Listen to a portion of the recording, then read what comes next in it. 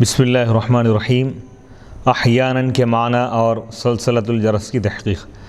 اس حدیث میں اللہ کے رسول علیہ الصلوۃ والسلام نے فرمایا، کبھی کبھی وحی میرے پاس گھنٹی کی آواز کی صورت میں آتی ہے۔ اس حدیث میں احیاناً کا لفظ استعمال کیا گیا ہے۔ حین کی جمع احیان، حین کے معنی وقت، احیاناً کے معنی کبھی کبھی۔ قرآن مجید میں اللہ تعالیٰ نے ارشاد فرمایا، هل اتى على الانسان حین من الدہر، سورہ دہر کی پہلی آیت۔ یقیناً انسان پر زمانے میں ایک ایسا وقت آ چکا ہے، آیا تھا، هل اتى على الانسان حین من الدہر لم یکن شیئا مذکورا، کہ انسان کوئی قابل ذکر چیز نہیں تھا، یعنی ایک زمانہ ایسا بھی آیا انسان پر کہ ابھی وہ مکمل طور پر انسان نہیں بنا تھا، یعنی آدم علیہ السلام کی تخلیق کی طرف اشارہ ہے۔ حین کا اطلاق زمانے کے ایک لمحے پر بھی ہوتا ہے اور زیادہ مدت پر بھی ہوتا ہے۔ حدیث میں ہے، کانوا یتحینون وقت الصلاۃ، صحابہ نماز کا وقت کا انتظار کرتے تھے، طلب کرتے تھے۔ اس حدیث میں فرمایا کہ کبھی کبھی وحی میرے پاس گھنٹی کی آواز کی صورت میں آتی تھی۔ اس میں وحی کی طرف آنے کی نسبت کی گئی ہے۔ اس پر یہ اعتراض ہوتا ہے کہ آنا جانا ذی روح اجسام کی صفت ہے، روح والے جو جسم ہوتے ہیں وہ آتے جاتے ہیں، وحی تو ذی روح جسم نہیں ہے۔ اس کا جواب یہ ہے کہ اصل میں مراد یہ ہے کہ حامل وحی، وحی کو لانے والا فرشتہ میرے پاس آتا تھا، اور گھنٹی کی آواز اس کے پروں کی آواز تھی۔ جب فرشتہ آتا تو اس کے پروں کی آواز جب ہوتی تو ایسا محسوس ہوتا کہ کوئی گھنٹی بج رہی ہے، اور جب فعل کی نسبت اس کے فاعل کی طرف ہو تو اس کو اسناد حقیقی کہتے ہیں، اور جب فعل کی نسبت اس کے کسی متعلق کی طرف کسی تعویل سے کی جائے تو اس کو اسناد مجاز عقلی کہتے ہیں، مجازی نسبت بولتے ہیں۔ آنے والا تو فرشتہ تھا، لیکن چونکہ وہ حامل وحی تھا اس لیے آنے کی نسبت وحی کی طرف کر دی گئی۔ وحی آتی تھی، وحی نہیں، وحی والا آتا تھا، وحی لانے والا فرشتہ آتا تھا۔ قرآن کریم میں اسناد مجاز عقلی کی بہت مثال ہے، بہت ساری مثالیں ہیں۔ اس حدیث میں سلسلہ کا لفظ ہے۔ علامہ ابن اثیر نے فرمایا، اس کے معنی ہے لوہے کے ساتھ ٹکرانے کی آواز۔ لوہے کو جب لوہے کے ساتھ جب مارا جائے، اس کو اگر اس کا ٹکراؤ اگر ہو جائے تو جیسی آواز آتی تو اس کو سلسلہ کہتے ہیں، یعنی کنٹینیو مسلسل جو آواز ہوتی اس کو سلسلہ بولتے ہیں۔ علامہ زمخشری نے کہا ہے، حضرت عبداللہ بن عباس رضی اللہ تعالیٰ عنہما نے فرمایا، اس کے معنی ہے خشک مٹی کے بجنے کی آواز۔ نیز اس حدیث میں الجرس کا لفظ ہے، اس کے معنی ہے پست آواز۔ علامہ محمد بن ابو بکر الرازی فرماتے ہیں، پرندوں کی چونچ سے نکلنے والی آواز کو جرس کہتے ہیں، پرندوں کی چونچ سے نکلنے والی آواز کو جرس کہتے ہیں۔ حدیث میں ہے، جنتی جنت کے پرندوں کی جرس سنیں گے۔ زیورات کی جھنکار کو بھی جرس کہتے ہیں، یعنی زیورات کی جو آواز آتی ہے تو اس کو بھی جرس کہتے ہیں۔ اونٹوں کے گلوں میں جو گھنٹی بندھی ہوئی ہوتی ہے اور ان کے چلنے سے جو گھنٹی کی آواز آتی ہے اس کو بھی جرس کہتے ہیں۔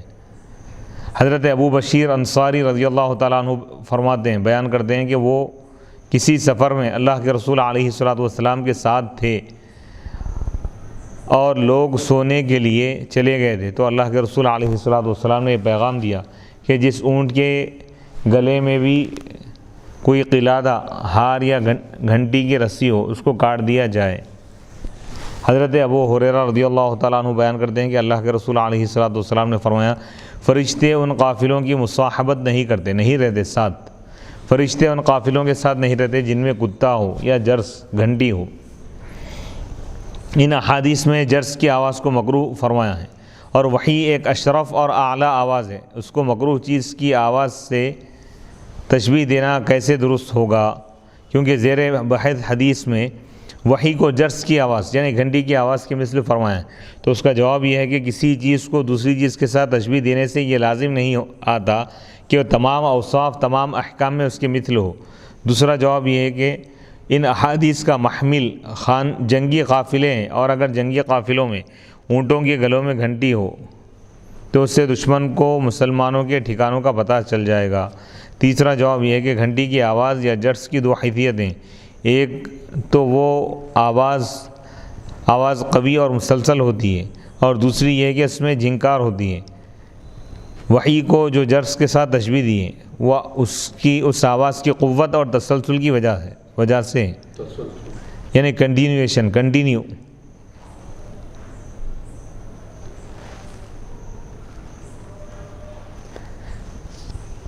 اور جھنکار کی صفت کے لحاظ سے اس کا سننا ممنوع ہے، اور اس کو مزمار الشیطان بھی کہا گیا، اور اس لحاظ سے وحی کو اس کے ساتھ تشبیہ نہیں دی گئی ہے۔ حافظ شہاب الدین احمد بن علی ابن حجر عسقلانی رحمۃ اللہ علیہ فرماتے ہیں جس سلسلہ کا حدیث میں ذکر ہے وہ فرشتے کی آواز وحی ہے۔ علامہ خطابی نے کہا کہ اس سے مراد وہ آواز ہے جس کو مسلسل سنا جائے اور پہلی بار اس کو سننے سے معنی واضح نہ ہو، حتیٰ کہ یہاں تک کہ بعد میں اس سے معنی سمجھ میں آئے۔ اور ایک قول یہ ہے کہ یہ فرشتے کے پروں کی خفیف سی آواز ہے، ہلکی سی آواز ہے۔ حضرت عبداللہ بن عباس رضی اللہ تعالیٰ عنہما نے فرمایا جب اللہ تعالیٰ آسمانوں میں اپنا کوئی حکم نافذ فرماتا ہے تو فرشتے اپنے پروں کو ایک دوسرے پر مارتے ہیں، اور آواز جرس کی صورت میں وحی کے دشوار ہونے کے وجوہ، یعنی گھنٹی کی شکل میں جو وحی آتی ہے، گھنٹی کی آواز وہ سخت ترین وحی ہوتی ہے۔ فرمایا حضور نبی صلی اللہ علیہ وسلم نے وحی کی اس قسم کے متعلق فرمایا اور وہ مجھ پر سخت دشوار ہوتی تھی۔ اس کے دشوار ہونے کی وجہ یہ ہے کہ کسی شخص کے خطاب کی بنسبت آواز جرس سے معنی سمجھنا دشوار ہوتا ہے۔ گھنٹی کی آواز آ رہی تو اس سے معنی کو سمجھنا دشوار ہوتا ہے۔ ایک سوال یہ ہوتا ہے کہ وحی تو متعدد طریقوں سے حاصل ہوتی ہے، کئی طریقوں سے، مثلا کبھی وحی شہد کی مکھی کی بن بناہٹ کی صورت میں حاصل ہوتی، کبھی نبی کے دل میں کوئی بات ڈال دی جاتی ہے، کبھی نبی کو سچے خواب دکھائے جاتے ہیں، کبھی نبی سے بلا واسطہ کلام کیا جاتا ہے جیسے شب معراج میں ہوا، اور کبھی آپ نے حضرت جبرائیل علیہ السلام کو ان کی اصلی شکل میں 600 پروں کے ساتھ دیکھا تھا۔ حضرت عائشہ رضی اللہ تعالیٰ عنہ نے فرمایا آپ نے حضرت جبرائیل علیہ السلام کو اس طرح صرف 2 بار دیکھا ہے، اور کبھی آپ نے حضرت جبرائیل علیہ السلام کو اعرابی کی صورت میں دیکھا، اور کبھی آپ نے ان کو حضرت دحیہ کلبی کی شکل میں دیکھا۔ الغرض حصول وحی کی بہت صورتیں ہیں، اور اس میں صرف 2 صورتیں یعنی کئی صورتیں ہیں بھی، کبھی فرشتہ اپنی اصل شکل میں آتا تھا، کبھی کسی اور انسان کی شکل میں، کبھی حضرت دحیہ کلبی کی شکل میں، کبھی گھنٹی بجنے کی آواز۔ اس حدیث میں صرف 2 صورتیں ذکر فرمائی، کبھی آواز جرس کی صورت میں، اور کبھی فرشتہ آپ سے بات کرتا تھا اور آپ اس کو یاد کرتے رہتے تھے۔ حافظ ابن حجر عسقلانی فرماتے ہیں کہ عام معمول یہ ہے کہ قائل اور سامع کے درمیان کوئی مناسبت ہونی چاہیے، اور یہ مناسبت 2 طرح سے حاصل ہوگی، یا تو سامع غلبہ روحانیت سے قائل کے وصف سے متصف ہو جائے، اور پہلی قسم ہے، اور یہ یعنی اس کے ساتھ وہ صفت پیدا کر لے گا۔ عام معمول یہ ہے کہ قائل اور سامع یعنی کہنے والے اور سننے والے کے درمیان کوئی مناسبت ہونی چاہیے، اور یہ مناسبت 2 طرح سے حاصل ہوگی، یا تو سامع یعنی سننے والا غلبہ روحانیت سے قائل کے وصف سے متصف ہو جائے۔ فرشتہ تو روحانی مخلوق ہے نا، نورانی مخلوق، اور نبی اس عالم کے، تو اب سننے والے غلبہ روحانیت سے قائل کے وصف سے، قائل کی جو صفت ہے نا کہنے والے کی، اس سے متصف ہو جانا، اور یہ پہلی قسم ہے، یعنی فرشتوں کی جو صفت ہے نبی میں آ جاتی، اور یہ پہلی قسم ہے، یا قائل سامع کے وصف سے متصف ہو جائے، یعنی فرشتہ انسانی شکل میں آ جا رہا،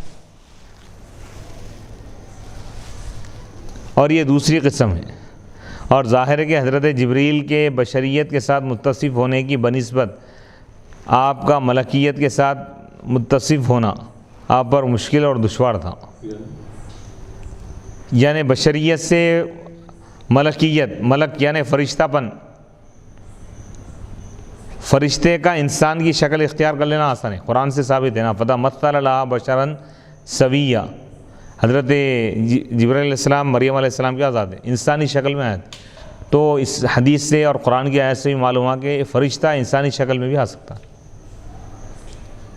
یعنی انسان فرشتہ بننا مشکل ہے، انسان فرشتے کی شکل اور صورت اختیار کرنا یا اس کا روپ دھاڑ لینا یہ مشکل ہے۔ تشکل جبریل کی تحقیق، تشکل سے کیا مراد ہے؟ انسانی شکل اختیار کرتے تھے۔ آپ نے فرمایا اور کبھی فرشتہ میرے لیے مرد کی شکل میں متشکل ہو جاتا تھا، یعنی مرد کی صورت میں آیا تھا کسی آدمی کی صورت میں۔ اس فرشتے سے مراد حضرت جبرائیل علیہ السلام، جیسا کہ اس حدیث میں اس کی وضاحت اور صراحت ہے۔ امام محمد بن سعد اپنی سند کے ساتھ روایت کرتے ہیں کہ اللہ کے رسول علیہ السلام نے فرمایا مجھ پر دو طرح سے وحی آتی تھی، دو طریقوں سے۔ کبھی جبرائیل مجھ پر وحی نازل کرتے، ڈالتے، جیسے ایک مرد دوسرے مرد کے دل میں کوئی بات ڈالتا ہے، اور اس میں سے کچھ مجھ سے چھوٹ جاتا تھا۔ صحیح بخاری کی حدیث میں ہے کہ انقطاع وحی کے بعد میں اس کو یاد کر چکا ہوتا تھا، وحی ختم ہونے کے بعد تک میں اس کو یاد کر لیتا تھا۔ اور کبھی میرے پاس آواز جرس کی طرح، یعنی گھنٹی کی آواز کی طرح وحی آتی اور وہ میرے دل سے مخلوط ہو جاتی، یعنی میرے دل میں متمکن ہو جاتی، بیٹھ جاتی، سما جاتی، پھر اس میں سے کوئی چیز مجھ سے نہیں چھوٹتی تھی۔ حافظ ابن حجر عسقلانی رحمۃ اللہ علیہ فرماتے ہیں کہ اس حدیث میں دلیل ہے کہ فرشتہ بشر کی شکل میں متشکل ہو جاتا ہے۔ متکلمین نے کہا یعنی فرشتہ انسانی شکل اختیار کر سکتا ہے، انسان بن سکتا ہے۔ متکلمین نے کہا ہے کہ فرشتہ اجسام علویہ نورانیہ ہے، نورانی جسم ہے ان کا، وہ جس شکل میں چاہے متشکل ہو جاتے ہیں، یعنی وہ جو شکل چاہے اختیار کر سکتے ہیں۔ اور بعض فلاسفہ کا گمان یہ ہے کہ فرشتے جواہر روحانیہ ہیں، روحانی جوہر ہے۔ علامہ ابن عبدالسلام کی تحقیق یہ ہے کہ حضرت جبرائیل علیہ السلام کے مرد کی شکل میں متشکل ہونے کے معنی یہ ہے کہ اللہ تعالیٰ ان کی خلقت کی بعض زائد چیزوں کو زائل کر دیتا اور پھر دوبارہ لوٹا دیتا، یعنی ان کی جو بناوٹ ہے اس کی بعض چیزوں کو اللہ تعالیٰ ختم کر کے عارضی طور پہ ان کو انسان بنا دیتا، سامنے والوں کو انسانی دکھتے ہیں، اور پھر دوبارہ لوٹا دیتا۔ حافظ عسقلانی فرماتے ہیں اور حق یہ ہے کہ مرد کی شکل میں فرشتے کے متشکل ہونے کے معنی یہ نہیں ہے کہ فرشتے کی ذات مرد ہو جاتی تھی، بلکہ اس کے معنی یہ ہے کہ وہ اپنے مخاطب کو مانوس کرنے کے لیے مرد کی صورت میں ظاہر ہوتا، یعنی جس سے وہ بات کر رہا ہے فرشتہ، ان کو اپنی طرف مائل کرنے کے لیے، اور ان کے جسم میں جو زائد چیزیں تھیں وہ زائل نہیں ہوتی تھی بلکہ دیکھنے والوں کی نظر سے چھپ جاتی تھی، یعنی دیکھنے والوں کو یعنی انسانی وجود دکھتا ہے۔ لا يتفسد عرقا کے معنی اور عنوان باب سے حدیث کی مطابقت۔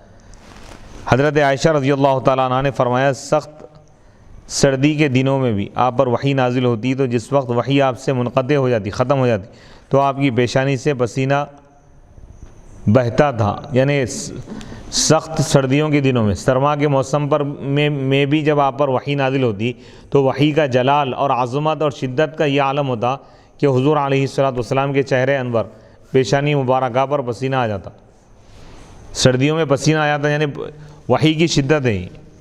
حدیث میں ہے کہ لا يتفسد عرقا، اس لفظ کا مصدر ہے فسد، اس کے معنی ہے خون بہانے کے لیے رگ کو کاٹنا۔ اس حدیث میں آپ کی پیشانی کو اس رگ سے تشبیہ دی ہے جس کو خون بہانے کے لیے کاٹا جائے، یعنی جس طرح رگ سے خون بہتا ہے اسی طرح آپ کی پیشانی سے پسینہ بہتا تھا۔ سخت سردی میں پسینہ بہنے سے یہ بتانا مقصود ہے کہ نزول وحی کے وقت آپ کو بہت مشقت اور تھکاوٹ ہوتی تھی۔ اس حدیث میں مذکور ہے کہ حضرت حارث بن ہشام نے آپ سے وحی کے متعلق سوال کیا اور آپ نے اس کا مفصل جواب دیا۔ اس سے معلوم ہوا کہ اطمینان حاصل کرنے کے لیے سوال کرنے میں کوئی حرج نہیں۔ اس باب کا عنوان ہے بدء الوحی، اور اس حدیث میں وحی کی ابتدا کا کوئی ذکر نہیں ہے۔ اس کا ایک جواب یہ ہے کہ حضرت حارث کے سوال کا مقصد یہ تھا کہ وحی کی ابتدا کی کیفیت کیسی تھی یا وحی کے ظہور کی کیفیت کیسی تھی۔ دوسرا جواب یہ ہے کہ نبی صلی اللہ علیہ وسلم کے جواب سے یہ ظاہر ہوا کہ حصول وحی دو قسموں میں منحصر ہے، خواہ وحی ابتدا میں آئے یا بعد میں۔ اور تیسرا جواب یہ ہے کہ جب عنوان باب کے تحت کئی احادیث ہو تو کسی ایک حدیث کے ساتھ عنوان کی مطابقت ضروری ہے، ہر حدیث کے ساتھ موافقت ضروری نہیں ہے، اور اس باب کی تیسری حدیث کے ساتھ عنوان کی مطابقت بہت واضح ہے۔ پہلی جو حدیث امام بخاری رحمۃ اللہ علیہ جو لائے، فرسٹ جو حدیث، اس میں ہجرت کا ذکر ہے، انما الاعمال بالنیات، اور یہ جو حدیث پاک ہے اس میں تو ہجرت کا ذکر ہے. ہجرت کا وحی سے کیا تعلق ہے؟ ہجرت کے معنی چھوڑنا، اور وحی کے معنی نبی کا اللہ سے تعلق جڑ جانا، اس کا نام وحی. یعنی نبی اپنے نبوت کے کمال پر جب فائز ہو جاتے، پوری دنیا سے کٹ کر جب ان کا تعلق ذات الہی سے جب ہو جاتا ہے ان کا، تو اللہ کی ذات سے ڈائریکٹ ان کو جب فیضان ملتا ہے، اس کا نام ہے وحی. کلام سننے کے جب قابل ہو جاتے ہیں نبی، تو وحی میں تعلق کو جوڑنا ہے اور ہجرت میں ہر چیز کو چھوڑنا ہے. تو ہجرت والی حدیث کیوں ذکر کی؟ اس کا کیا تعلق ہے؟ تو اس کی وجہ یہ ہے کہ ہجرت میں ہر چیز چھوڑ دینا ہے. یعنی جب تعلقوں کو، دنیا کے تعلقات کو بندہ جب چھوڑ دیتا ہے تو اللہ سے تعلق پیدا ہوتا ہے. تو نبی کی شان بتا رہے ہیں کہ پوری کائنات میں سب سے زیادہ اللہ سے تعلق اگر کسی کا ہے تو وہ نبی کی ذات کا ہے. سبحان اللہ، سبحان اللہ.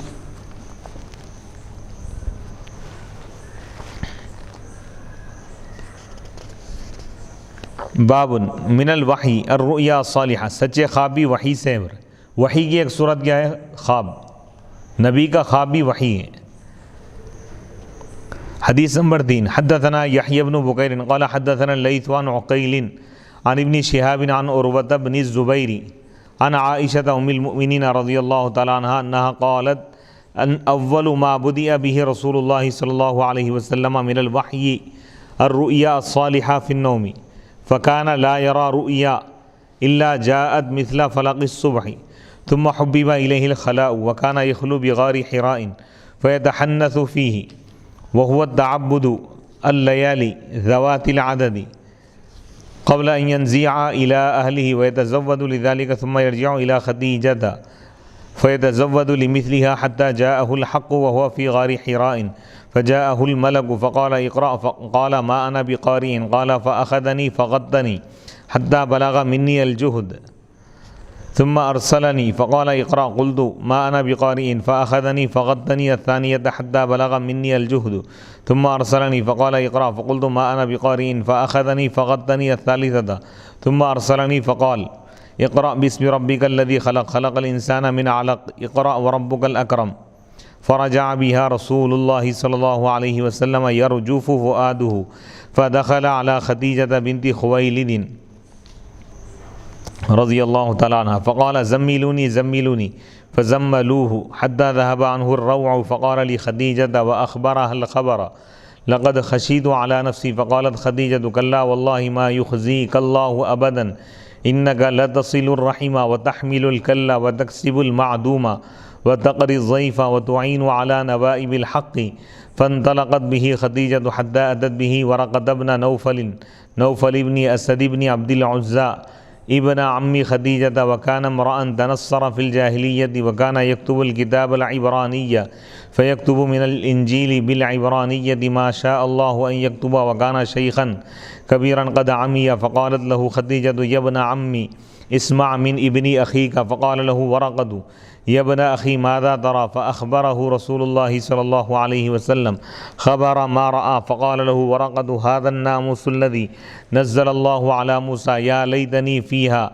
جذعا ليتني أكون حيا إذ يخرجك قومك فقال رسول الله صلى الله عليه وسلم أو مخرجيهم قال نعم لم يأتي رجل قد بمثل ما جئت به إلا عوديا وإن يدركني يومك أنصرك نصرا مؤزرا ثم لم ينشب ورقة أن توفي وفدر الوحي. امام بخاری رحمۃ اللہ علیہ فرماتے ہیں کہ ہمیں یحییٰ بن بکیر نے حدیث بیان کی. انہوں نے کہا ہم کو لیث نے حدیث بیان کی، وہ عقیل سے بیان کرتے ہیں، وہ ابن شہاب سے، وہ عروہ بن زبیر سے، وہ ام المؤمنین حضرت عائشہ صدیقہ رضی اللہ تعالیٰ عنہا سے روایت کرتے ہیں. حضرت عائشہ صدیقہ رضی اللہ تعالیٰ عنہ بیان فرماتی ہیں کہ اللہ کے رسول علیہ الصلاۃ والسلام پر سب سے پہلے وحی کی جو ابتدا کی گئی وہ نیند میں دکھائے گئے سچے خواب تھے. آپ جو بھی خواب دیکھتے تھے روشن صبح کی طرح اس کی تعبیر آ جاتی تھی. یعنی رات میں خواب دیکھیں، دن میں واقعہ آپ اپنی نگاہوں سے دیکھتے. جو عالم رؤیا میں دیکھتے وہ عالم بیداری میں دیکھتے. جو دل کی آنکھ سے دیکھتے وہ سر کی آنکھ سے دن میں دیکھ لیتے. پھر آپ کی طرف تنہائی کی محبت ڈال دی گئی، یعنی خلوت آپ کو یعنی تنہائی آپ کو محبوب بنا دی گئی. تنہا رہنا، خلوت، تنہائی یعنی مخلوق سے علیحدہ رہنا، اکیلے رہنا آپ کو پسند، یعنی آپ کے لیے پسندیدہ بنا دیا گیا یہ عمل، خلوت کا عمل. تنہائی آپ کو محبوب بنا دی گئی آپ کے لیے. آپ غار حرا تنہائی میں جاتے اور گھر لوٹنے سے پہلے وہاں کئی راتیں عبادت کرتے. آپ وہاں قیام کے لیے کھانے کی چیزیں لے جاتے تھے. پھر آپ حضرت خدیجہ کے پاس واپس آتے تو پھر آپ اسی طرح کھانے کی چیزیں لے لیتے، حتیٰ کہ آپ کے پاس وحی آئی. اس وقت آپ غار حرا میں تھے، یعنی پہلی وحی کا نزول آغاز غار حرا سے ہوا. آپ کے پاس فرشتہ آیا، اس نے کہا آپ پڑھیے، اقرا. آپ نے فرمایا میں پڑھنے والا نہیں ہوں، میں نہیں پڑھوں گا. آپ فرماتے ہیں بس اس نے مجھے پکڑا اور اتنے زور سے مجھے دبایا کہ مجھے انتہائی مشقت ہوئی، یعنی گلے لگا لیا مجھے. پھر اس نے مجھے چھوڑ دیا. اس نے پھر کہا آپ پڑھیے. میں نے کہا میں پڑھنے والا نہیں ہوں. اس نے پھر دوسری بار مجھے پکڑا اور اتنے زور سے یعنی مجھے اپنے سے لپٹا لیا کہ مجھے انتہائی مشقت ہوئی. پھر اس نے مجھے چھوڑ دیا اور کہا پڑھیے. میں نے کہا یعنی تکلیف محسوس ہوئی. پھر اس نے کہا آپ پڑھیے. میں نے کہا میں پڑھنے والا نہیں ہوں. پھر اس نے مجھے پکڑا اور تیسری بار اتنے زور سے مجھے یعنی گلے لگا لیا کہ مجھے انتہائی مشقت ہوئی، یعنی تکلیف ہوئی. پھر اس نے مجھے چھوڑ دیا. پھر کہا اے رسول مکرم آپ اپنے رب کے نام سے پڑھیے. اقرا بسم ربک، اپنے رب کا نام لے کر پڑھیے جس نے آپ کو پیدا کیا، جس نے تمام کائنات کو پیدا کیا. خلق، اقرا بسم ربک الذی خلق، پڑھیے اپنے اس رب کے نام سے جس نے ساری کائنات کو پیدا کیا. خلق الانسان، جس نے انسان کو پیدا کیا علق سے، جمے ہوئے خون سے. پڑھیے اور آپ کا رب، اقرا وربک الاکرم، اور آپ کا رب سب سے زیادہ کرم کرنے والا، مہربانی کرنے والا ہے، رحم کرنے والا ہے. سورہ علق کی آیتیں ہیں. اللہ کے رسول علیہ الصلوۃ نے ان آیات کو پڑھا. پھر اس حال میں گھر لوٹے کہ آپ کا دل یعنی حرکت کر رہا تھا، یعنی تیز حرکت کر رہا تھا دل دھڑک رہا تھا. آپ حضرت خدیجہ رضی اللہ تعالیٰ عنہ کے پاس آئے اور فرمایا کہ مجھے چادر اڑاؤ، مجھے چادر اڑا دو.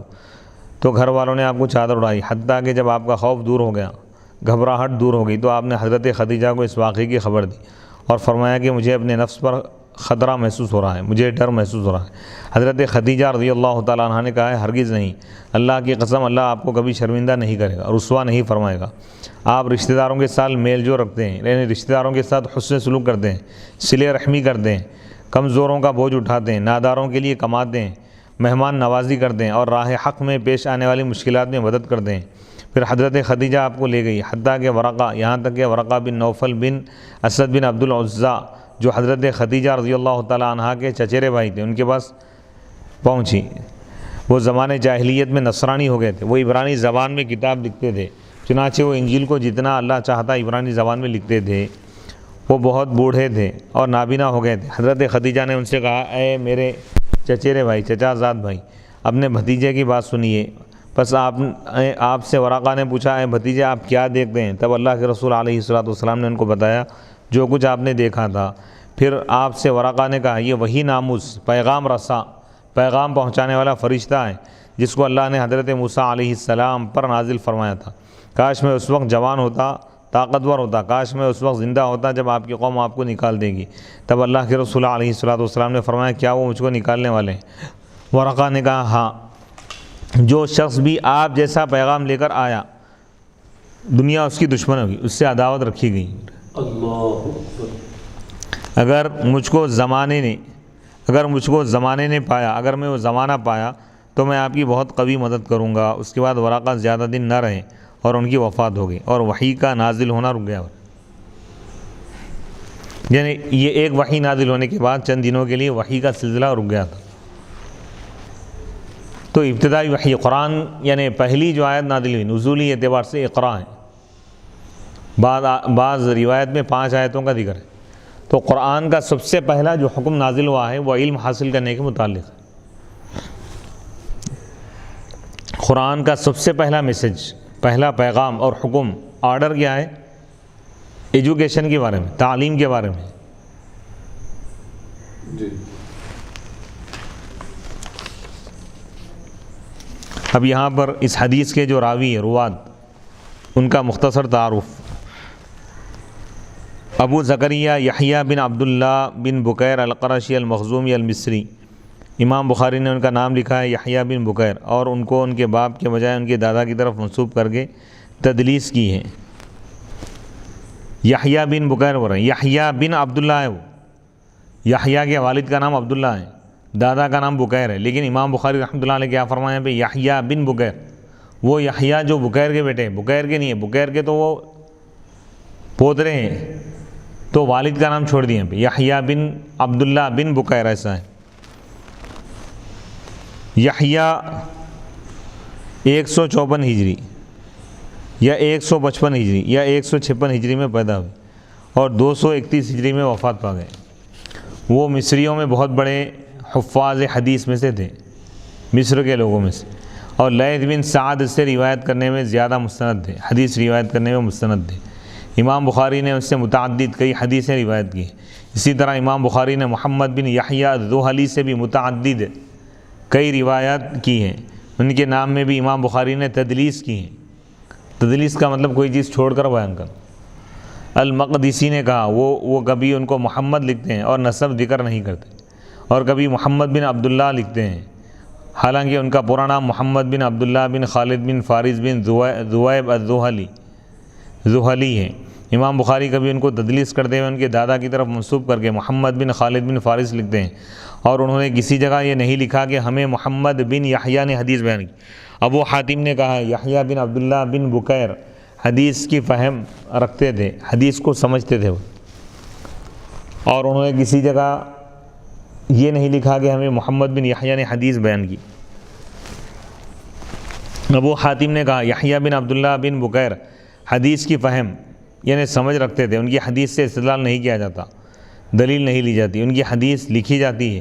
امام نسائی نے کہا وہ ثقہ نہیں ہے، اور ان دونوں کے غیر نے، ان دونوں کے سوا دوسروں نے ان کی توثیق کی ہے، یعنی ثقہ معتبر قرار دیا ہے۔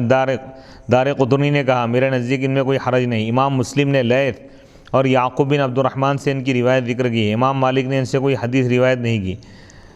اس حدیث کے دوسرے راوی لیث بن سعد بن عبد الرحمن مصری ہیں، یہ اہل مصر کے عالم، مصر والوں کے عالم اور تبع تابعین میں سے تھے۔ قاہرہ سے 4 فرسخ کی مسافت پر واقع بستی قلقشندہ میں 93 یا 94 ہجری میں پیدا ہوئے اور 175 ہجری میں وفات پائی۔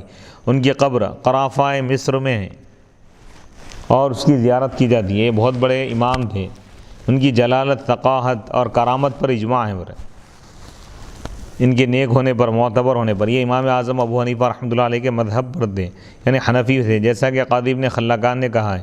اس حدیث کے تیسرے راوی ابو خالد عقیل بن خالد بن عقیل القرشی الاموی ہیں، یہ حضرت عثمان بن عفان رضی اللہ تعالیٰ عنہ کے آزاد کردہ غلام تھے۔ 141 ہجری میں مصر میں ان کی وفات ہو گئی۔ یہ حافظ حدیث تھے۔ صحاح ستہ میں اور کوئی راوی نہیں ہے جس کا نام عقیل ہو۔ اس حدیث کے چوتھے راوی امام ابو بکر محمد بن مسلم بن عبید اللہ بن شہاب الزہری المدنی، انہوں نے شام میں سکونت اختیار کی رہے۔ یہ صغیر السن، کم عمر تابعی ہیں۔ انہوں نے حضرت انس، حضرت ربیعہ بن عباد اور متعدد کئی صحابہ رضی اللہ تعالیٰ عنہم سے حدیث کا سماع کیا ہے، حدیث سنے ہیں۔ حضرت عبداللہ بن عمر رضی اللہ تعالیٰ عنہما کو دیکھا ہے اور ان سے 2 حدیثیں روایت کی ہے، اور ان سے کبار تابعین، بڑے بڑے تابعین کی جماعت نے حدیث کو روایت کیا ہے۔ ان میں عطا اور عمر بن عبدالعزیز قابل ذکر ہے۔ صغار تابعین اور تبع تابعین نے بھی ان سے حدیث کو روایت کیا ہے۔ یہ رمضان 124 ہجری میں 72 سال کی عمر میں شام میں وفات پا گئے۔ اس حدیث کے 5ویں راوی عروہ بن زبیر ہے، اور ان کا ذکر صحیح البخاری حدیث نمبر 2 کے رجال میں ہو چکا ہے ان کا ذکر۔ اس حدیث کی 6ٹی راویہ حضرت عائشہ صدیقہ رضی اللہ تعالیٰ عنہا ہیں۔ اس حدیث کی فنی حیثیت کیا ہے کہ امام بخاری رحمۃ اللہ علیہ نے اس حدیث کی سند میں یحییٰ بن بکیر کے نام میں تدلیس کی ہے۔ تدلیس کے معنی ہے اشتباہ، جیسے جب نور اور ظلمت مخلوط ہو تو اندھیرے اور اجالے میں اشتباہ ہو جاتا ہے۔ اس حدیث کی سند میں یحییٰ بن بکیر کے نام میں جو تدلیس ہے اس کے متعلق حافظ ابن حجر عسقلانی رحمۃ اللہ علیہ فرماتے ہیں امام بخاری نے کہا ہے کہ ہمیں یحییٰ بن بکیر نے حدیث بیان کی، ان کا نام ہے یحییٰ بن عبداللہ بن بکیر۔ امام بخاری نے یحییٰ کو ان کے باپ کے بجائے دادا کی طرف منسوب کر دیا کیونکہ یحییٰ کی نسبت باپ کے بجائے دادا کی طرف زیادہ مشہور تھی۔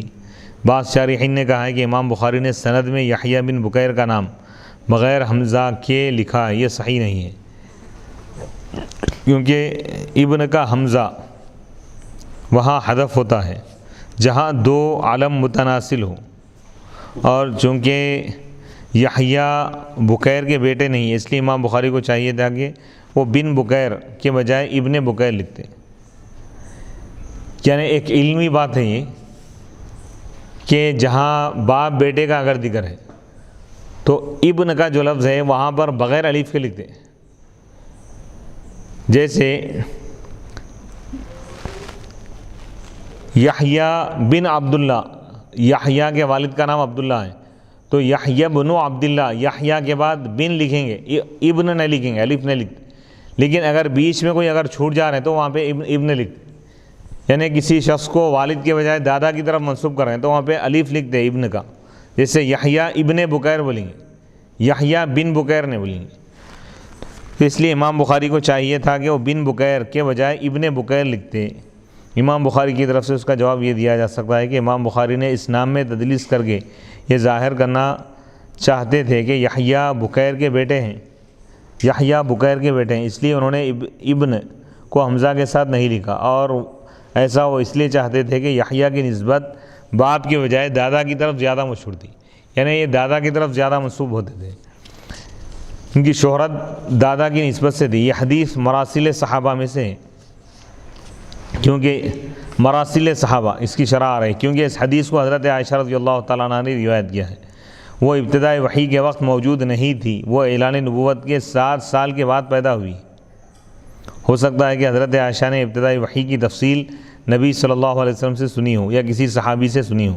حافظ ابن صلاح وغیرہ نے کہا ہے کم سن صحابہ نے جو ایسے واقعات بیان کیے ہیں جس کے وقت وہ موجود نہیں تھے اور انہوں نے ان واقعات کے وقت کو نہیں پایا، ان کی احادیث متصل اور مسند کے حکم میں ہیں کیونکہ ان کی روایات صحابہ سے اور صحابی کا مجہول ہونا اس کی روایت میں موجب تعان نہیں ہے۔ استاد ابو اسحاق اسفرائینی نے کہا ہے کہ اس کی روایت سے استدلال نہیں کیا جائے گا، یعنی دلیل نہیں لی جائیں گی، تا وقت یہ کہ وہ یہ نہ کہہ دے کہ وہ صرف صحابی سے روایت کرتا ہے۔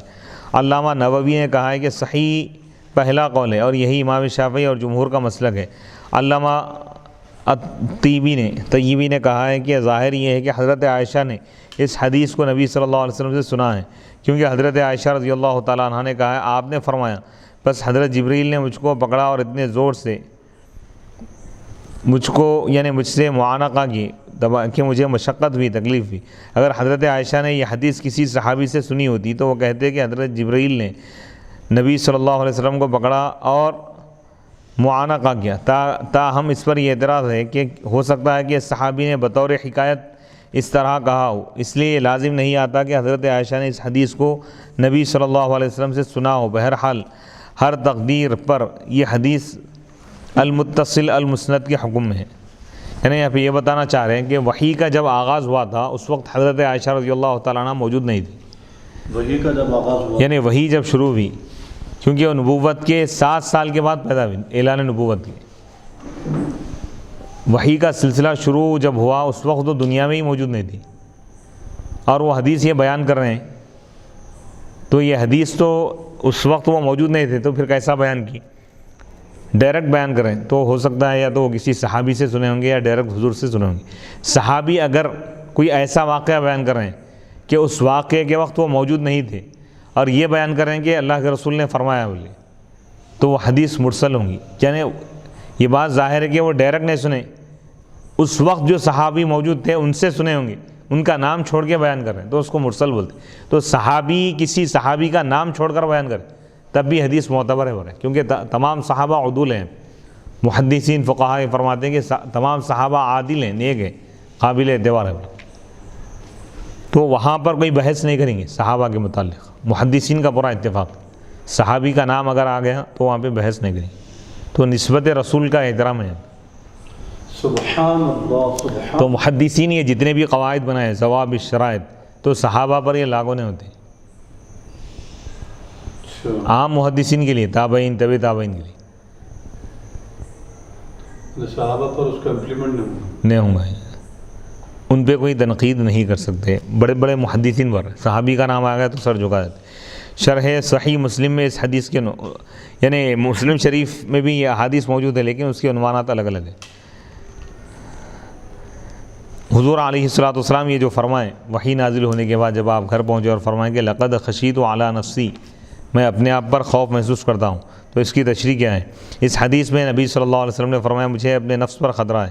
علامہ ابن جوزی نے اس کی شرح میں فرماتے ہیں کہ نبی صلی اللہ علیہ وسلم کو ابتدا میں یہ خوف ہوتا تھا کہ جو کچھ آپ دیکھتے ہیں وہ شیطان کی طرف سے ہے، کیونکہ کبھی کبھی باطل حق کے ساتھ مشتبہ ہو جاتا ہے، یعنی مل جاتا ہے برے مخلوط، سمجھ میں نہیں آتا کہ حق کیا ہے باطل کیا ہے، اور آپ مسلسل دلائل کی تلاش کرتے رہتے، دلائل تلاش کرتے رہتے اور دلائل کا سوال کرتے رہتے، یہاں تک کہ آپ پر صحیح چیز واضح ہو گئی۔ اور جس طرح ہم میں سے کسی ایک پر واجب ہے کہ وہ رسول کے لائے ہوئے دین کے صدق کو، سچائی کو معلوم کرے، اور معجزات میں اس کے صدق پر جو دلائل ہیں سچائی پر ان پر غور کرے، اسی طرح رسولوں پر یہ واجب ہے کہ ان کے پاس اللہ کا جو فرستادہ آیا ہے، جو فرشتہ آیا ہے بھیجا ہوا، اس کے متعلق تفتیش کرے آیا وہ فرشتہ ہے یا شیطان ہے۔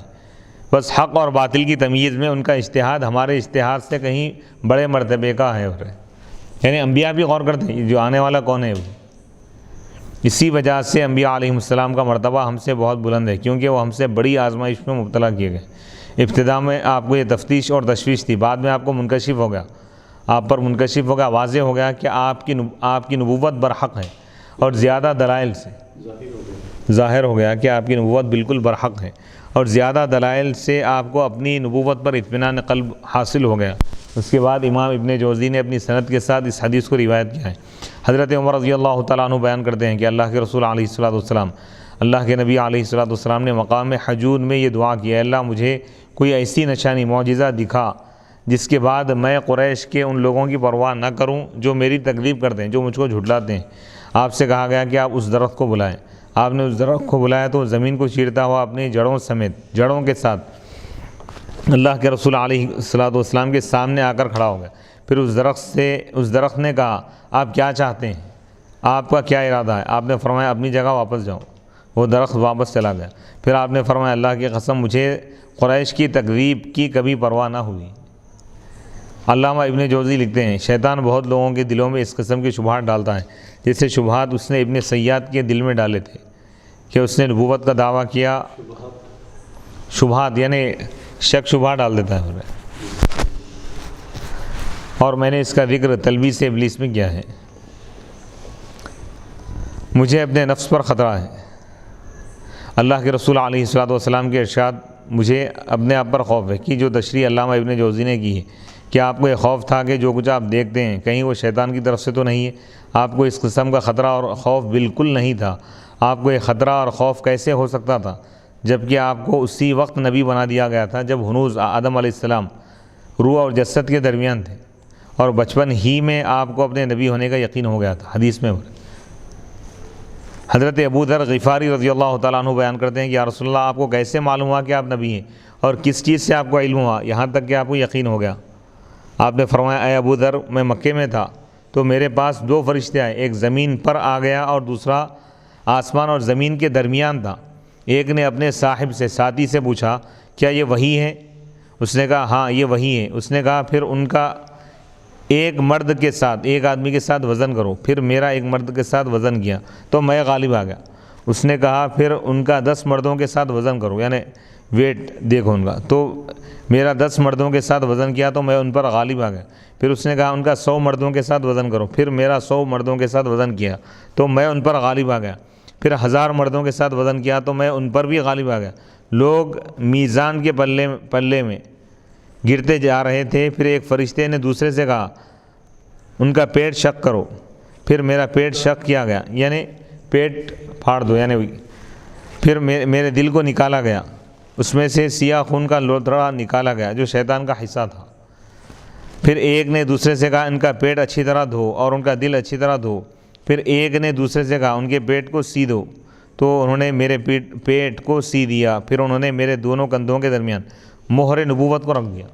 نبوت کا جو اسٹامپ ہوتا نا وہ اب تک اسی طرح ہے، اور میں یہ تمام واقعہ دیکھ رہا تھا۔ یعنی حضور جب پیدا ہوئے، آپ کی ولادت ہوئی، تو 2 کندھوں کے درمیان نبوت کا اسٹامپ تھا، ایک ختم نبوت۔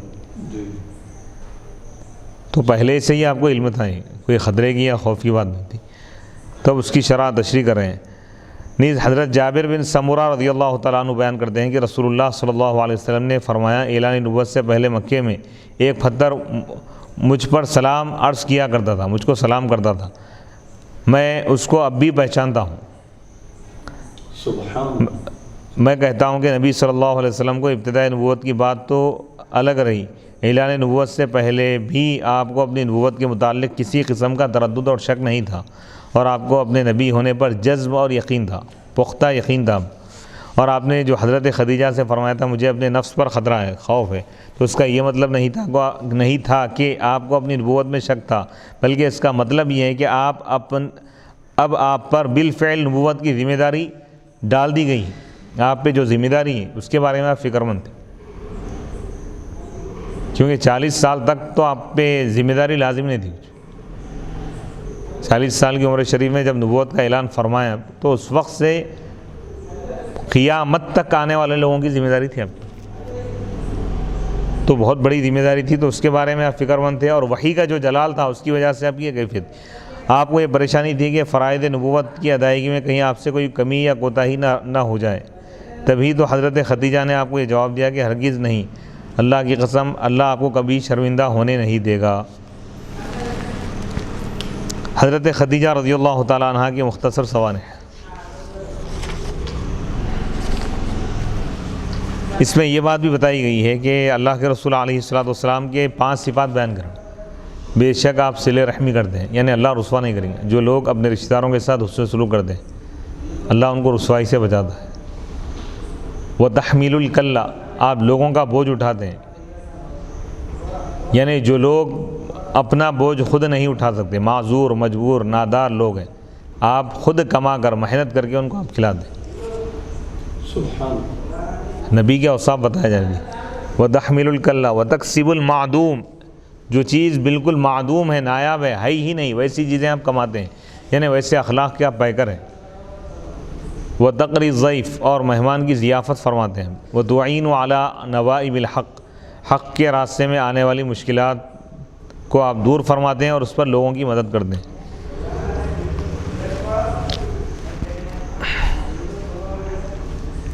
اس حدیث میں چونکہ حضرت خدیجہ رضی اللہ تعالیٰ عنہ ام المؤمنین کا ذکر آیا ہے، اس لیے ہم حضرت خدیجہ رضی اللہ تعالیٰ عنہ کا تذکرہ یہاں پیش کیا جا رہا ہے۔ حافظ شہاب الدین احمد بن علی بن حجر عسقلانی رحمۃ اللہ علیہ فرماتے ہیں، ان کا پورا نام ہے خدیجہ بنت خویلد بن اسد بن عبد العزیٰ بن قصی القرشیہ الاسدیہ۔ آپ نبی صلی اللہ علیہ وسلم کے زوجہ ہیں، پہلی زوجہ ہونے کا آپ کو شرف حاصل ہے، اور جن لوگوں نے آپ کی نبوت کی تصدیق کی ان میں مطلقاً سب سے اول ہے، یعنی دنیا اسلام کی خواتین میں سب سے پہلے آپ اسلام قبول کریں، یہ اعزاز بھی حاصل ہے۔ الزبیر بن بکار نے کہا ہے کہ بعثت سے پہلے ان کا لقب طاہرہ تھا، پاک۔ ان کی والدہ کا نام فاطمہ بنت زائدہ قرشیہ ہے، وہ ابو حالہ بن زرارہ بن نباش کے نکاح میں تھی۔ ابو حالہ کے بعد عتیق بن عائد بن عبداللہ بن عمر نے ان سے عقد کیا، ان کی وفات کے بعد پھر اللہ کے رسول علیہ السلام نے ان سے نکاح فرمایا۔ علامہ ابن عبد البر نے کہا ہے کہ اکثر کا قول یہی ہے۔ قتادہ نے اس کے برعکس کہا ہے کہ ان کے پہلے خاوند عتیق تھے اور دوسرے خاوند شوہر ابو حالہ تھے۔ امام ابن اسحاق کی رائے بھی قتادہ کے موافق ہیں۔ نبی صلی اللہ علیہ وسلم نے اعلان نبوت سے 15 سال پہلے حضرت خدیجہ رضی اللہ تعالیٰ عنہ سے عقد کیا تھا، نکاح فرمایا تھا۔ وہ بہت امیر خاتون تھیں۔ نبی صلی اللہ علیہ وسلم نے ان سے نکاح کی رغبت کا نبی اکرم صلی اللہ علیہ وسلم سے ان کے نکاح کی رغبت کا سبب یہ تھا کہ ان کے غلام میسرہ نے اعلان نبوت سے پہلے نبی صلی اللہ علیہ وسلم کی علامات نبوت کا مشاہدہ کیا تھا، اور حضرت خدیجہ نے آپ کے متعلق بحیرہ راہب سے بھی کلمات ثنا، تعریفی کلمات سنے تھے۔ اس وقت جب کہ حضرت خدیجہ رضی اللہ تعالیٰ عنہا کی تجارت کے سلسلے میں آپ نے میسرہ کے ساتھ سفر کیا تھا۔ اللہ کے رسول علیہ الصلوۃ والسلام کی تمام اولاد حضرت خدیجہ سے ہوئی، ماں سوائے حضرت ابراہیم کے، وہ حضرت ماریہ قبطیہ کے بطن سے پیدا ہوئے تھے۔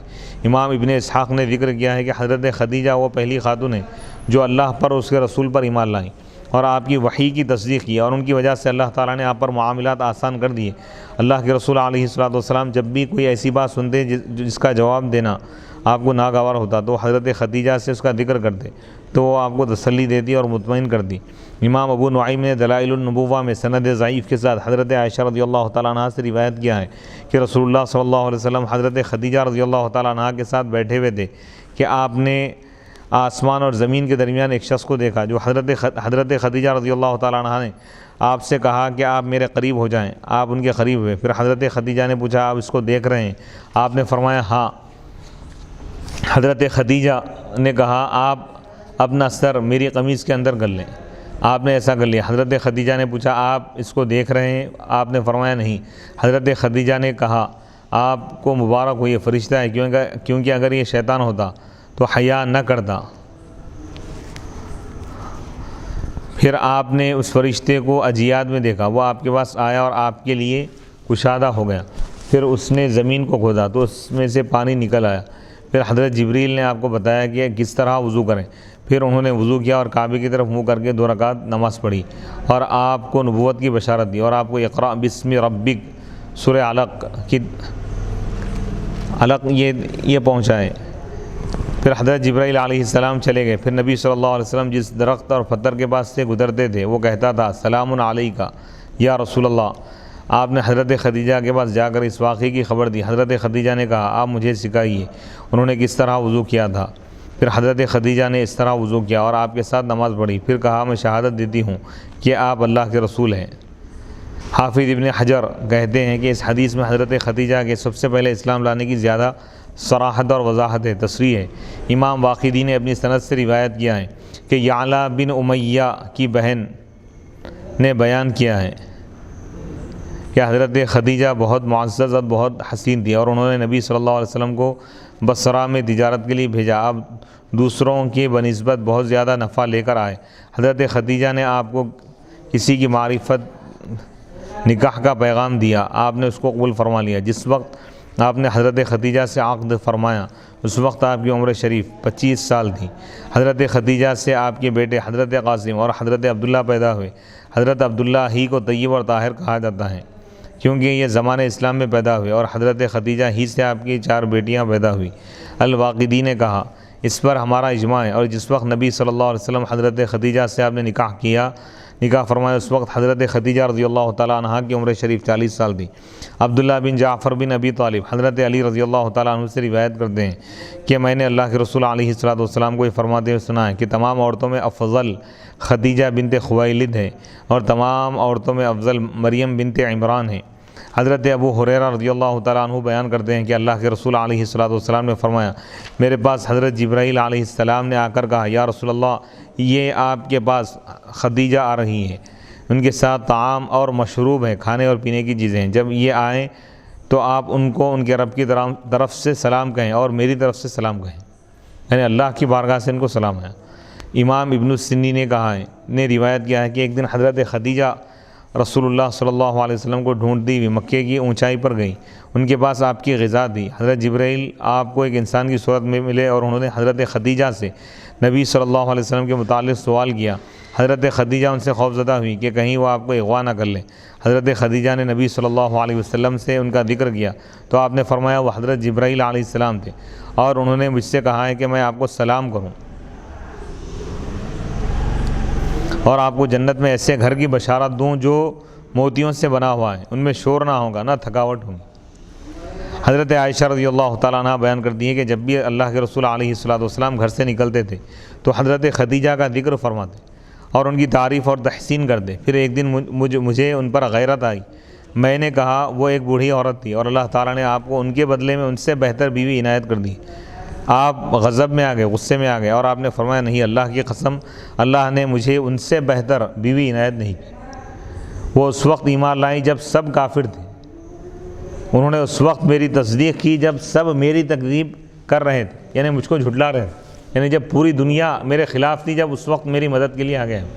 سبحان اللہ سبحان اور جب لوگوں نے محروم کر دیا تھا تو انہوں نے اپنے مال سے میری غمخواری کی، اور اللہ تعالیٰ نے مجھے صرف انہی سے یعنی میری مدد کی اور ہمدردی کی، اور اللہ تعالیٰ نے مجھے صرف انہی سے اولاد عطا کی، نہ کہ دوسری بیویوں سے۔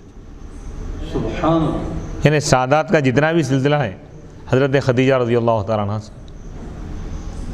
بے شک۔ حضرت عائشہ رضی اللہ تعالیٰ عنہ بیان کرتی، تو حضور علیہ الصلوۃ والسلام اپنی آخر حیات تک ہمیشہ ان کو یاد فرماتے رہتے ہیں۔ حضرت عائشہ رضی اللہ تعالیٰ عنہ بیان کرتی ہے کہ جب رسول اللہ صلی اللہ علیہ وسلم بکری ذبح کرتے تو آپ فرماتے کہ اس کا گوشت خدیجہ کی سہیلیوں کی طرف بھیجو، ان کے پاس بھیجو۔ ایک روایت میں ہے کہ حضرت عائشہ نے آپ سے ان کی سہیلیوں کا ذکر کیا تو آپ نے فرمایا میں ان کی سہیلیوں سے بھی محبت فرماتا ہوں، محبت کرتا ہوں۔ تو یعنی یہ رواداری اور اخلاق بتا رہے ہیں، یعنی اہلیہ کے انتقال، زوجہ کے انتقال کے بعد بھی آپ ان کے متعلقین کے ساتھ حسن سلوک فرماتے تھے۔ تو یعنی حضور علیہ الصلوۃ والسلام خواتین کے حقوق اور اس کا تحفظ کیا ہے بتا دیا۔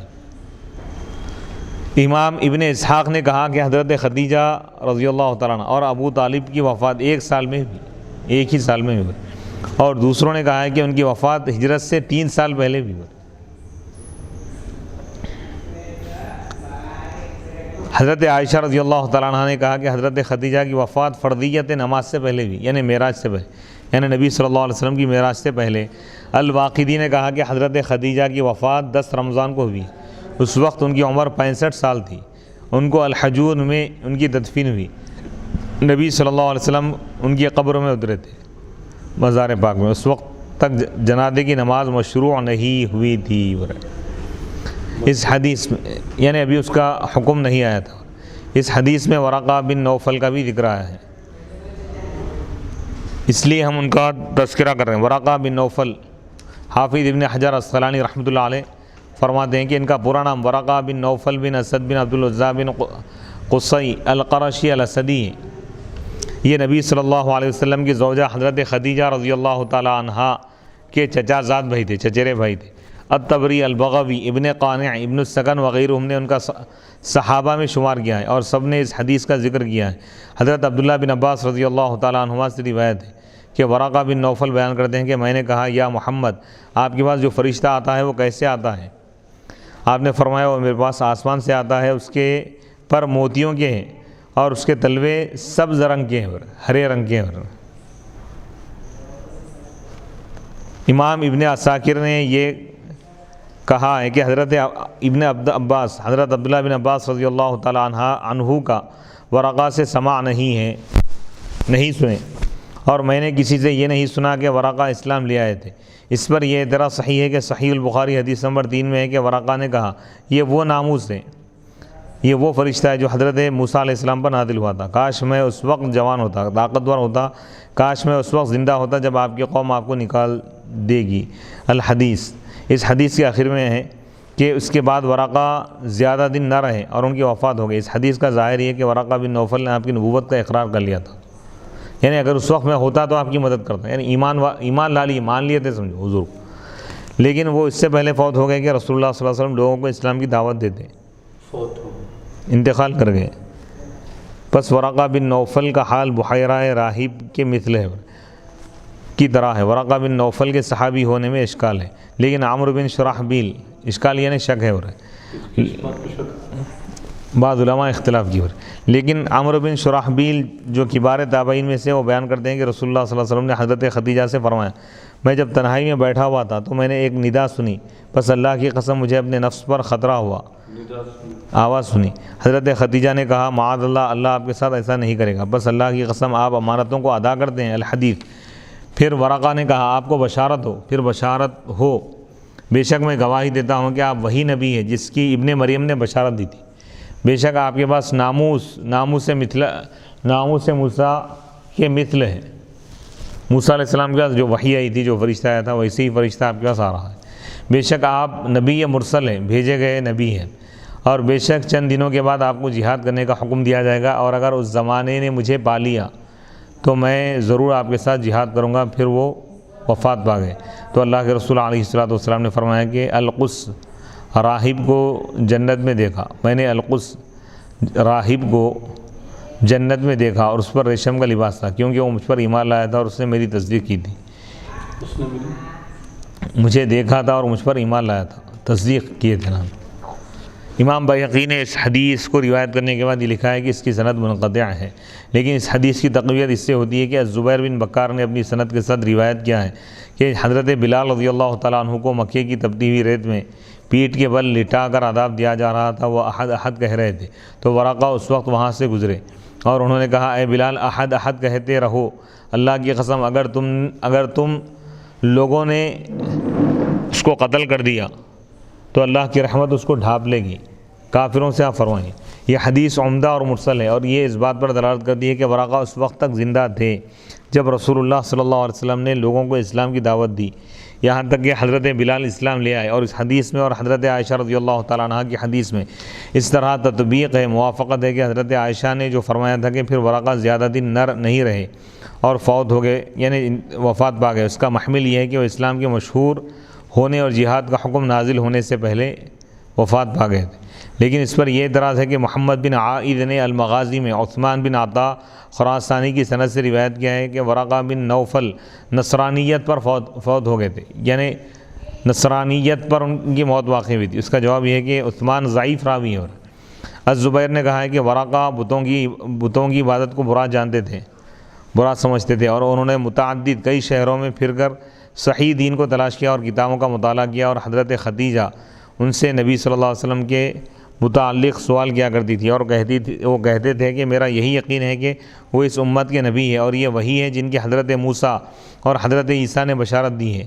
امام ابن عدی نے الکامل میں اپنی سند کے ساتھ حضرت جابر رضی اللہ تعالیٰ عنہ سے روایت کیا ہے کہ نبی صلی اللہ علیہ وسلم نے فرمایا کہ میں نے ورقہ کو جنت کے نشیب میں دیکھا، ان پر ریشمی لباس تھا، جنت کے نشیب، یعنی جنت کے ایک علاقے میں، یعنی نچلے حصے میں دیکھا میں نے، نشیبی جو علاقہ ہے ڈاؤن، ان پر ریشمی لباس تھا۔ امام ابن عدی نے کہا کہ اس کی سند میں اسماعیل اپنے والد سے منفرد ہے، اکیلے۔ حافظ ابن حجر کہتے ہیں لیکن امام ابن السکن نے اپنی سند کے ساتھ روایت کیا ہے، اس میں یہ عبارت ہے کہ میں نے جنت کے دریاؤں میں ایک دریا پر ورقہ کو دیکھا، وہ کہتے تھے کہ میرا اور زید کا دین ایک ہے اور میرا اور زید کا معبود ایک ہے۔ امام محمد ابن ابی شیبہ اور امام بزار نے روایت کیا ہے کہ حضرت عائشہ نے بیان کیا ہے کہ نبی صلی اللہ علیہ وسلم نے ورقہ بن نوفل کو برا کہنے سے منع فرمایا ہے۔ یونس بن بکیر کی مغازی میں عروہ سے روایت ہے کہ ورقہ کے بھائی نے ایک شخص کو برا کہا، اس نے جواب میں ورقہ کو برا کہا، نبی صلی اللہ علیہ وسلم کو یہ بات پہنچی تو آپ نے اس کو منع کیا اور فرمایا میں نے ورقہ کے لیے ایک جنت یا 2 جنتیں دیکھی، پھر آپ نے ان کو برا کہنے سے منع فرمایا۔ امام بزار نے اور امام احمد نے حضرت عائشہ سے روایت کیا ہے کہ حضرت خدیجہ نے نبی صلی اللہ علیہ وسلم سے ورقہ بن نوفل کے متعلق دریافت کیا تو آپ نے فرمایا میں نے ان کو سفید لباس میں دیکھا ہے، میرا گمان ہے کہ اگر وہ اہل دوزخ میں سے ہوتا تو اس پر سفید لباس نہ ہوتا۔ تو ان حدیث سے معلوم ہوا کہ حضرت ورقہ ایمان لا لیے تھے، حضور علیہ الصلوۃ والسلام کو مان لیے تھے۔ اسلام کا جب ظہور اور غلبہ ہوا اس وقت وہ موجود نہیں تھے، ہجرت کا موقع وغیرہ جو ہے نا اس وقت وہ موجود نہیں تھے، اس سے پہلے چند دن رہے، وہ وحی کے آغاز اور شروع میں ابتدائی دور کو پائے اور حضور علیہ الصلوۃ والسلام کی تصدیق کر لی، پہچان لی اور حضور کو مان لی ہوئی۔ وصلی اللہ تعالیٰ علی خیر خلقہ سیدنا محمد وعلی آلہ واصحابہ وبارک وسلم اجمعین۔ اللہ سبحانہ و تعالیٰ سے دعا ہے کہ مولا تعالیٰ تو اپنے فضل و کرم سے نبی پاک علیہ الصلوۃ والسلام کے صدقے میں بخاری شریف کے سلسلے وار درس کو ہمارے قبول فرما اور اس کو ہمارے لیے دنیا اور آخرت میں نجات اور کامیابی کا ذریعہ بنا دے، اور جلد از جلد مولا اس کے فیوز و برکات سے پوری دنیا کے مسلمانوں کو مولا بہرور فرما، عالم اسلام کو غلبہ عطا فرما، اسلام اور مسلمانوں کو پوری دنیا میں غالب کر دے، مسلمانوں کو امن و امان، سکون اور عافیت عطا فرما۔ مولا خاص طور پر جو حدیث پاک کی خدمت کر رہے ہیں، حدیث رسول کی اشاعت اور اس کے فروغ کے لیے، پوری دنیا میں اس کو پھیلانے کے لیے، اس کے علم کو عام کرنے کے لیے جو لوگ محنت کر رہے ہیں، کوشش کر رہے ہیں، درس دینے کی صورت میں ہو یا اس کے لیے کسی بھی قسم کے ذریعے سے وہ کام کر رہے ہیں مولا اس کو قبول فرما۔ مجھ کو اور ہمارے ہر دل عزیز دوست جناب سید محمد عبد الواسع حسینی امان اللہ نورانی کو مولا صحت اور عافیت عطا فرما، ان کو اور ان کے اہل خانہ کو، اور ہم سب کو مولا اپنی رحمت کے سائے میں ہم کو جگہ عطا فرما۔ دونوں جہاں میں تمام پریشانیوں سے ہماری حفاظت فرما، تمام بیماریوں سے، وباؤں سے، ہر قسم کے شر سے، جانی اور مالی نقصان سے، حادثات سے، ہر قسم کے شر سے ہماری حفاظت فرما۔ جلد از جلد مولا اس کام کو مکمل کرنے کی توفیق عطا فرما، اس کام کو ہمارے لیے آسان فرما دے، اور اس کا فائدہ سارے عالم کے مسلمانوں کو پہنچا دے مولا۔ اسلام کی حقانیت اور حضور علیہ الصلاۃ والسلام کی حیات طیبہ، حضور علیہ الصلاۃ والسلام کی ایک ایک ادا پوری دنیا تک پہنچانے کی ہمیں توفیق عطا فرما۔ ان روایتوں کو، ان احادیث کو پورے عالم اسلام کے مسلمانوں تک پہنچانے کی ہماری اس کوشش کو قبول فرما۔ وصلی اللہ تعالی علی خیر خلقہ سیدنا محمد و آلہ و اصحابہ اجمعین والحمد للہ رب العالمین۔